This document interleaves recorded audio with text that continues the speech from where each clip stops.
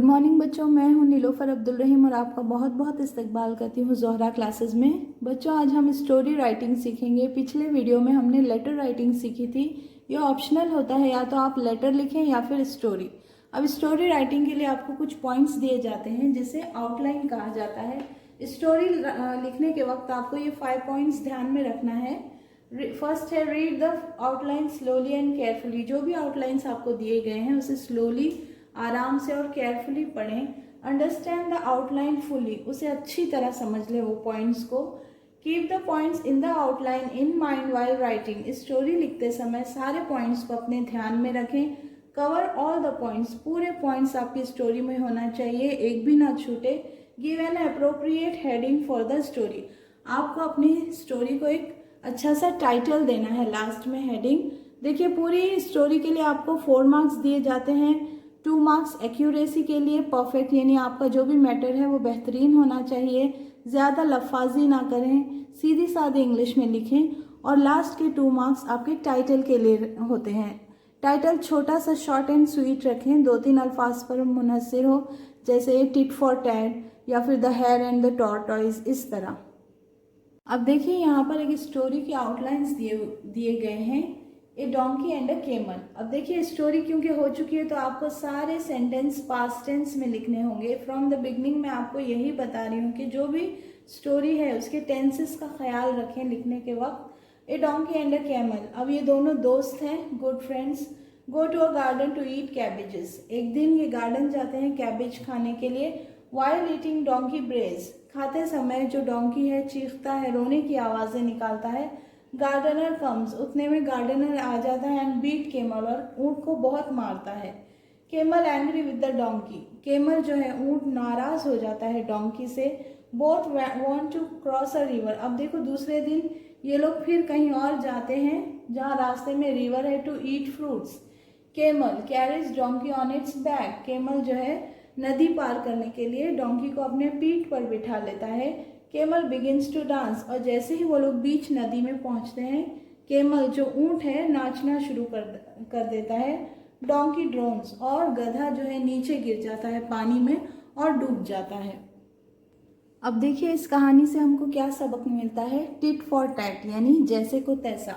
अब क्योंकि गधे ने डोंकी ने शरारत की तो केमल ने उसका किस तरह जवाब दिया। देखिए, इस तरह लिखेंगे इसे। वंस देयर लिव्ड, जैसा हम कहानी सुनाते वक्त बच्चों को कहते हैं once upon a time there was a donkey, तो इस तरह ना लिखते हुए आप इस तरह भी लिख सकते हैं। Once there lived a donkey and a camel, they were good friends. One day they went to a garden to eat cabbages. While eating the donkey brayed, खाते समय डोंकी ने ब्रेड यानी दर्दनाक आवाज़ें निकाली, यानी रोने की आवाज़ें निकाली। The gardener came and beat the camel, gardener आया और उसने ऊँट को बहुत मारा। The camel got very angry with the donkey, camel जो है डोंकी से बहुत नाराज हो गया। Another day they both wanted to cross a river to eat fruits. The camel carried the donkey on its back and the middle of the river the camel began to dance and the donkey ड्रोन्ड। तो जो donkey है वो पानी में डूब गया, मर गया। और जो मॉरल ऑफ द स्टोरी है वो आपको लास्ट में लिखना है इस तरह, मॉरल, और उसका टाइटल लिखना है आपको टिट फॉर टैट। अब एक और आउटलाइन देखते हैं। ए Hunter had a faithful dog. अब देखिए, एक फेथफुल डॉग है एक हंटर का। लीव्स टू डाउन, अब हंटर जो है शहर जाता है अपनी बीवी के साथ, और उसके घर में एक बेबी है। वो बेबी को डॉग के भरोसे छोड़कर जाता है। Dog guards the baby, dog जो है उसकी हिफाजत करता है उस बच्चे की। ए वोल्फ, डॉग किल्स इट, अब एक घर में वोल्फ घुस आता है, वो बच्चे को मारने की कोशिश करता है, तो ये जो डॉग है उसके साथ फाइट करता है और वो वोल्फ को मार देता है। Hunter sees the blood stains, अब शाम में जब ये लोग वापस आते हैं तो उसे डॉग के चेहरे पर थोड़ा ब्लड स्टेन्स यानी खून के दाग धब्बे दिखाई देते हैं। किल्स द डॉग, ये देखकर हंटर परेशान हो जाता है कि कहीं इसने मेरे बच्चे को तो नहीं मार दिया, और वो क्या करता है, फौरन अपनी बंदूक निकालता है और डॉग को शूट कर देता है। बेबी सेफ, अब जब वो घर में अंदर जाता है तो बच्चा सेफ है उसका, अच्छा है, और वहाँ पर एक वुल्फ पड़ा है, तो इसे समझ में आता है अरे इसने है ना वुल्फ को मारने के लिए मारा होगा और इसके चेहरे पर स्टेन्स लगे होंगे। तो अब स्टोरी को देखिए हम किस तरह लिखेंगे। इस कहानी को हम टाइटल देंगे द फेथफुल डॉग। अब देखिए, once there was a hunter he lived in a village. एक शिकारी रहता था, वो गांव में रहता था। ही हैड अ डॉग, उसके पास एक कुत्ता था। इट वॉज वेरी फेथफुल, वो बहुत वफादार था। One day the hunter went to the city with his wife. एक दिन जो हंटर है शहर गया अपनी बीवी के साथ। He left his son at home, अपने बेटे को वहीं घर पर ही छोड़ दिया, यानी डॉग की हिफाजत में। अ वुल्फ केम देयर, वहाँ पर एक भेड़िया आ गया। It entered the house and attack the baby, और वो घर में घुस गया और बेबी पर अटैक किया। The dog fought with the wolf and killed it. अब ये जो डॉग है वो फाइट करता है उसके साथ और उसे मार देता है। In the evening the Hunter and his wife return from the city. The dog was waiting outside for his master. जब शाम में वो लोग वापस आए तो जो डॉग है बाहर खड़ा उनका इंतजार कर रहा था। The hunter saw the stains of blood on dog's mouth. अब जो उसके मुंह पर खून लगा हुआ था डॉग के, वो देखकर हंटर ने क्या सोचा, ही thought that dog was killed his son. जो डॉग है उसने मेरे बच्चे को मार दिया है। ही बिकेम वेरी एंग्री, वो बहुत गुस्सा हुआ। He took his gun and kill the dog. अब उसने क्या किया, अपनी बंदूक निकाली और डॉग को मार दिया। He found his son safe inside the house and the wolf lying dead. अब जब वो अंदर गया तो उसने देखा कि उसका बच्चा महफूज है और वहाँ पर एक भेड़िया नीचे गिरा पड़ा हुआ है। अब देखिए मोरल ऑफ द स्टोरी क्या होगा। हेस्ट मेक्स वेस्ट, यानी जल्दबाजी जो है सिर्फ बर्बादी लाती है। मेक्स वेस्ट यानी वेस्ट कर देती है हर चीज़ को। एक और आउटलाइन देखते हैं। Proud lion. अब देखिए, प्राउड करना यानी फख्र करना, तो एक फख्र करता हुआ शेर है। प्रॉलिंग थ्रू जंगल्स, प्रॉलिंग यानी रोमिंग, यानी पूरे जंगल में घूम रहा था। स्टॉप्स अ टाइगर, एक टाइगर को रोकता है। And ask who is the king of the jungle, और उससे पूछता है कि जंगल का राजा कौन है। टाइगर सेज लायन, टाइगर कहता है कि आप ही हैं लायन। लायन वेरी हैप्पी, अब ये बहुत खुश हो जाता है। वॉक्स ऑन, आगे बढ़ता है। सीज लेपर्ड, फिर उसे और एक लेपर्ड भी एक काइंड है, एक स्पीशीज है लायन की ही। लायन, टाइगर, लेपर्ड्स, पैंथर, ये सब क्लास लायन से ही ताल्लुक रखते हैं। सीज लेपर्ड आस्क अगेन, अब उससे लेपर्ड से भी यही सवाल दोहराता है। लेपर्ड सेज लायन, कि लायन ही जंगल का राजा है। Lion very proud sees elephant and ask, अब ये और आगे बढ़ता है तो इसे रास्ते में एलिफेंट मिलता है, तो एलिफेंट से भी यही सवाल दोहराता है। Without answering elephant picks up lion, throws up lion falls. अब ये क्या करता है, एलिफेंट उसे अपनी सूंड से उठाकर ऊपर थ्रो करता है, ऊपर फेंकता है और ये नीचे गिर जाता है। एलिफेंट जम्प्स ऑन हिम, अब इतना फेंकने के बावजूद फिर उसके ऊपर जंप करता है एलिफेंट लायन के ऊपर। तो लायन कहता है उससे, lion says no need to get angry, गुस्सा मत होइए। Just say you don't know the answer, सिर्फ इतना कहिए कि तुम्हें आंसर नहीं मालूम कि कौन है जंगल का राजा। इसे हम हेडिंग देंगे the proud lion and an angry elephant. देखिए, एंग्री एलिफेंट के आगे एन लगेगा। छोटी सी छोटी चीज़ पर ध्यान दीजिए, आपको फुल स्टॉप कहाँ लगाना है, कॉमा कहाँ लगाना है, वर्ब कहाँ पास्ट टेंस लेना है।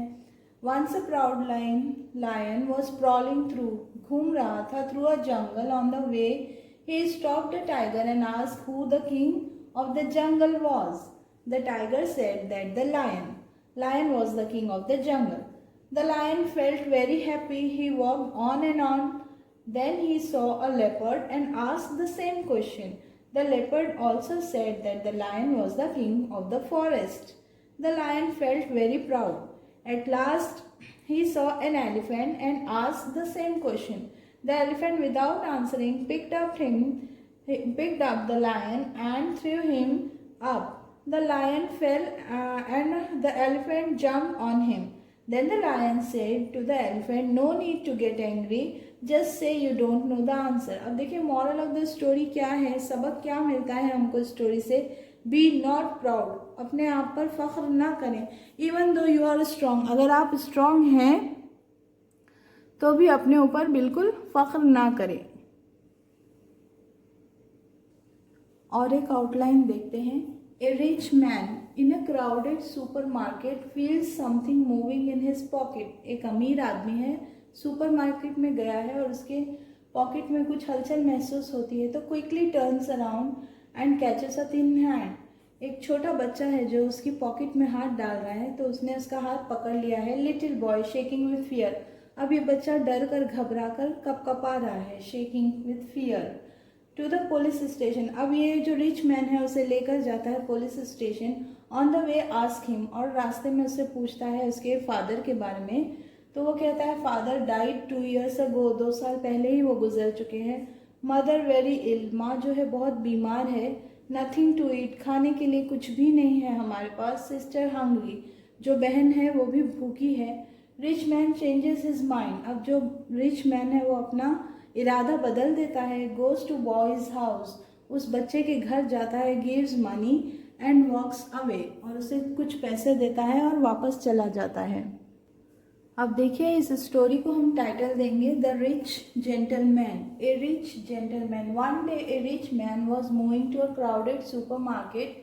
When he felt something moving in his pocket he quickly turned round and caught a thin hand. It was the hand of a little boy. He was shaking with fear. The rich man took the boy to the police station. On the way, he asked the little boy why he was trying to pick his pocket. The boy told him that his father had died 2 years before and his mother was very ill. They had nothing to eat. His sister was very hungry. On hearing this story, the rich man changed his mind and went to the boy's house. He gave some money for them and walked away. अब देखिए moral of the story क्या होगा. Always we should help the poor people. हमें हमेशा गरीबों की मदद करनी चाहिए. और एक आउटलाइन देखेंगे. ए सॉल्ट मर्चेंट. अब देखिए मर्चेंट कहते हैं तिजारत करने वाले को यानी बेचने वाले को. तो ये नमक बेच रहा है. Load his ass with salt. और अपने गधे के ऊपर उसने बहुत सारे नमक के बोरे रख दिए हैं. Ass falls into the river. अब ये गधा है जो रिवर में गिर जाता है नदी में. Load becomes lighter. अब क्योंकि नमक है उसके बोरों में तो नमक थोड़ा पिघल जाता है. इस तरह वजन ज़रा कम हो जाता है. Next time it falls purposely. अब नेक्स्ट टाइम ये क्या करता है जानबूझ के पानी में गिर जाता है. Loaded with cotton. लेकिन इस बार अब जो बोरे हैं उसके पीठ पर उसमें नमक नहीं है बल्कि कॉटन है. Ass could not walk due to heavy load. अब देखिए जब कॉटन भीग जाता है तो और वज़न हो जाता है. अब ये बहुत ज़्यादा वज़न हो जाने की वजह से चल नहीं पा रहा है. A lesson. इससे इसे एक सबक मिलता है कि वो आइंदा से ये मिस्टेक ना करे.